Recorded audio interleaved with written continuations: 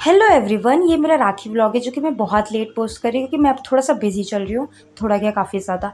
मैंने अपने हाथ मेहंदी लगा के ख़राब कर लिए क्योंकि मैं आजकल सिर्फ प्रैक्टिस कर सकती हूँ और प्रैक्टिस करने के लिए सिर्फ भाई दूज, राखी इन सब का मौका मिलता है।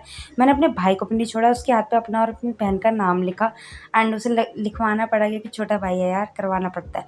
फिर मैंने अपनी बहन की मेहंदी लगाई एंड मैंने इतनी भी बुरी नहीं लगाई थी, बट मैं धीरे धीरे सीख रही हूँ। फिर हम नहा के ना मंदिर जाने के लिए तैयार हो गए क्योंकि ना सावन का आखिरी सोमवार है। मेरा फास्ट भी था।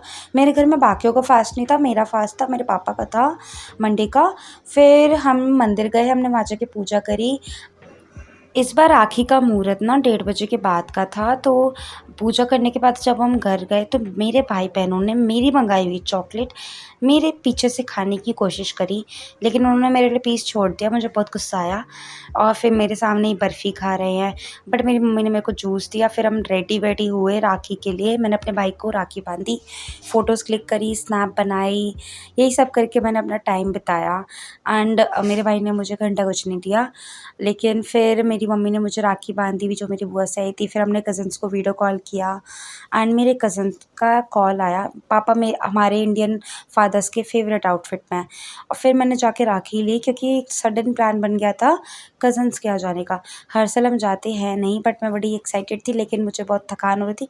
कपड़े चेंज करके हमने थोड़ी देर आराम किया, उसके बाद एंड में मैं तैयार हुई।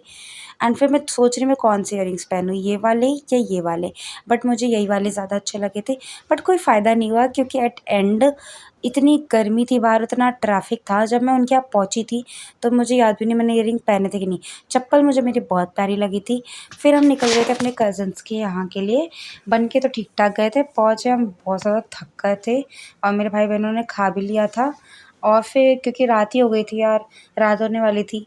फिर जब हम वहाँ पहुँचे तो धीरे-धीरे सब लोग आ रहे थे क्योंकि सब लोग ट्रैफ़िक में फँसे हुए थे, इतना ट्रैफ़िक था उस दिन। बच्चे लोग आपस में मज़े कर रहे थे। मेरा भाई राखी चूज़ कर रहा था। अच्छा हुआ मैंने उसकी ऑडियो बंद कर दी, मेरी बहुत बेइज़्ज़ती कर रहा था क्योंकि मैं व्लॉग बना रही थी और वो मेरे मज़े लेता है। फिर ये मेरे बड़े भैया हैं, सारे के सारे मेरे बड़े भैया हैं। और इन लोगों के साथ राखी बनाने का मौका मुझे फ़र्स्ट टाइम ऐसे मिला था कि सब लोग आने वाले थे। एंड ये वाले मज़े, थैंक गॉड मेरे भाई ने सडन प्लान बनाया और मुझे बुलाया। फिर मैंने एक-एक करके अपने सारे भाइयों को राखी बांधी। इन्होंने मुझे बुलाया एंड ये मेरे फ़ेवरेट है।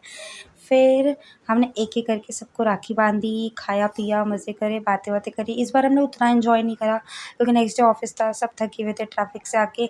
वरना तो हम रात को इतने मज़े करते हैं ना जब भी सारे कज़न्स इकट्ठा होते हैं। सोते तो है ही नहीं। एक बार के लिए बेशक मैं सो जाती हूँ आलसी बच्ची, लेकिन ये लोग तो सोते ही नहीं हैं। बट इस बार सारे सो गए थे।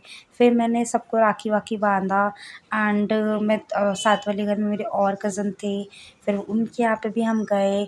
इन लोगों ने अच्छे खासे हमें पैसे भी दिए, मज़ा आया गाइस। हमें मिठाइयाँ खिलाई। फिर ये देखो मेरा बाबू, मेरे भाई का बेटा इतना प्यारा है ना, बट ये मेरे को अपनी कार शेयर नहीं करवा रहा था। बट मैंने बुरा नहीं माना क्योंकि ये बहुत क्यूट है।